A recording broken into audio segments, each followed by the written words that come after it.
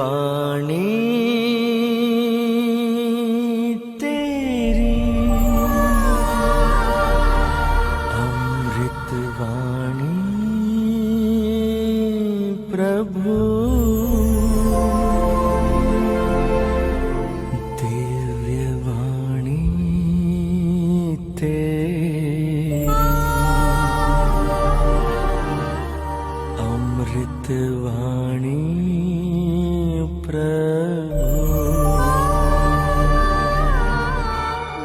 क्रिस्त में प्यारे भाइयों और बहनों, आज हम लोग मार्कुस के सुसमाचार अध्याय 10 वाक्य संख्या 17 से 22 तक पर मनन करेंगे। सुसमाचार में आप लोगों ने धनी युवक के दृष्टांत को सुना और उसका मुख्य संदेश यह है, अपने बुलावे को नकारना बहुत ही दुखद परिणाम लाता है। और धनी युवक तो बहुत ही धनी था। वह यीशु के पास आया, घुटने टेक करके एक सवाल किया, भले गुरु, अनंत जीवन पाने के लिए मुझे क्या करना है? तब यीशु क्या बोले, तुम तो आज्ञाओं को जानते ही हो, अर्थात हत्या मत करो, व्यभिचार मत करो, चोरी मत करो, झूठी गवाही ना दो, माता पिता का आदर करो। इन आदेशों को तुम जानते हो, इन आदेशों का पालन करो, तुम्हें अनंत जीवन प्राप्त होगा। तब नौजवान क्या बोला, मैं इन आदेशों को बचपन से करता आया हूं।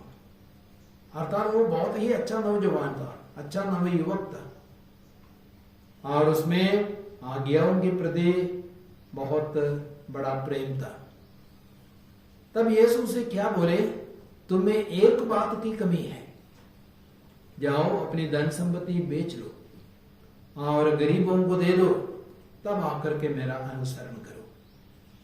अतः उसको बुलावा था प्रेरितों की तरह यीशु के साथ रहने के लिए, शिष्यों की तरह यीशु के साथ रहने के लिए और यीशु की संगति में रहने के लिए, यीशु की प्रेरिताई में सहभागी होने के लिए उसको बुलावा था।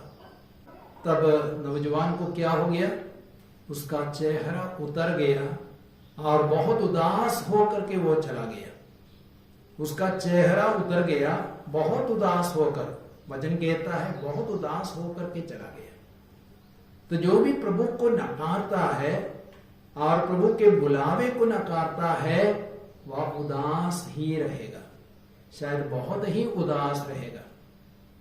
मैं कुछ पुरोहितों को जानता हूं, कुछ धर्म बहनों को जानता हूं जो पहले पुरोहित थे, पहले धर्म बहन थी लेकिन बाद में छोड़ दिया। शायद किसी लड़की के लिए, किसी लड़के के लिए, शायद धन संपत्ति के लिए, नौकरी के लिए, संसार की खुशियों के लिए, संसार की मोह माया के लिए प्रभु को पहला स्थान नहीं दिया, संसार को पहला स्थान दिया, संसार की चीजों को पहला स्थान दिया और प्रभु को नकारा और अपने बुलावे को नकारा। आज उनके जीवन में मैं देखता हूं बहुत ही कष्टमय जीवन, आनंद से, सच्चे आनंद से, सच्ची खुशी से वे वंचित है। तो यदि हमारा बुलावा है, उस बुलावे को बहुत ही कीमती समझना है, बहुत ही मूल्यवान समझना है। यदि संत पापा आपको रोम बुलाएंगे एक विशेष कार्य के लिए, तो आप खुश होंगे कि नहीं? खुश होंगे, बहुत ही खुश होंगे। आप बोलेंगे कितने बड़े गर्व की बात है, बाप रे, संत पापा मुझे बुला रहे हैं एक विशेष कार्य के लिए, मैं बड़े उल्लास आनंद के साथ जाऊंगा। और उससे भी सबसे बड़ी बात है, राजाओं का राजा, प्रभुओं का प्रभु यीशु हमें बुलाते हैं। संसार का सृजनहार, संसार का मुक्तिदाता, सब कुछ संसार में आया उसी के माध्यम से वह प्रभु हमें बुलाता है अपनी सेवा करने के लिए। हमारे लिए कितने कितने कितने सौभाग्य की बात है। तो बुलावे के मूल्य को हमें समझना है, उसकी कीमत को हमें समझना है और यीशु को पहला स्थान देना है। बुलावा स्वीकार करने का मतलब है यीशु को अपने जीवन में पहला स्थान देना, धन संपत्ति को नहीं, संसार को नहीं, परिवार को नहीं, संसार की खुशियों को नहीं। आप लोगों ने संत एंथनी महान के बारे में सुने होंगे। संत एंथनी महान तीसरी चौथी शताब्दी में जीवित थे और 18 वर्ष की उम्र में उसने माता पिता को खो दिया और उन्होंने बहुत बड़ी धन संपत्ति उसके लिए छोड़ी थी, लेकिन उसको मटुआसी जीवन जीने के लिए प्रभु प्रेरित कर रहे थे। तब उसने क्या किया, बहुत बड़ी धन संपत्ति को, विशाल धन संपत्ति को उसने बेच दिया, सब कुछ गरीबों को दे दिया और अगले 15 वर्षों तक वह एक परित्यक्त कब्र में रहने लगा, एकांत जीवन जीने लगा और उसके बाद अगले 18 वर्षों तक एक परित्यक्त गढ़ में वह जी रहा था।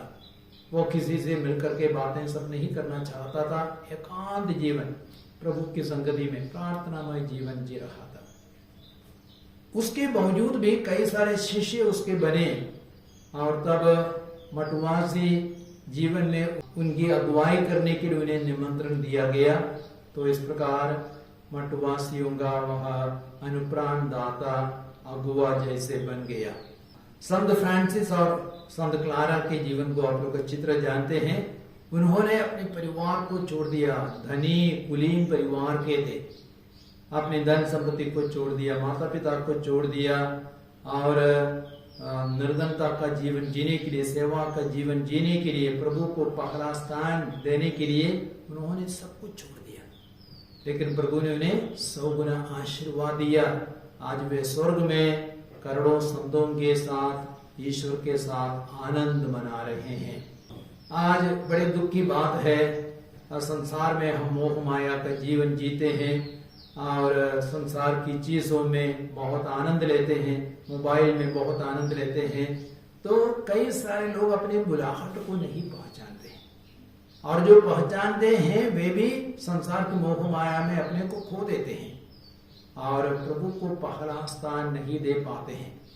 आज हम प्रार्थना करें, हम बुलावे के मूल्य को समझ सके और बुलावे की कीमत को समझ सके और हम प्रभु को प्रथम स्थान देते हुए सब कुछ को छोड़कर प्रभु का अनुसरण कर सके।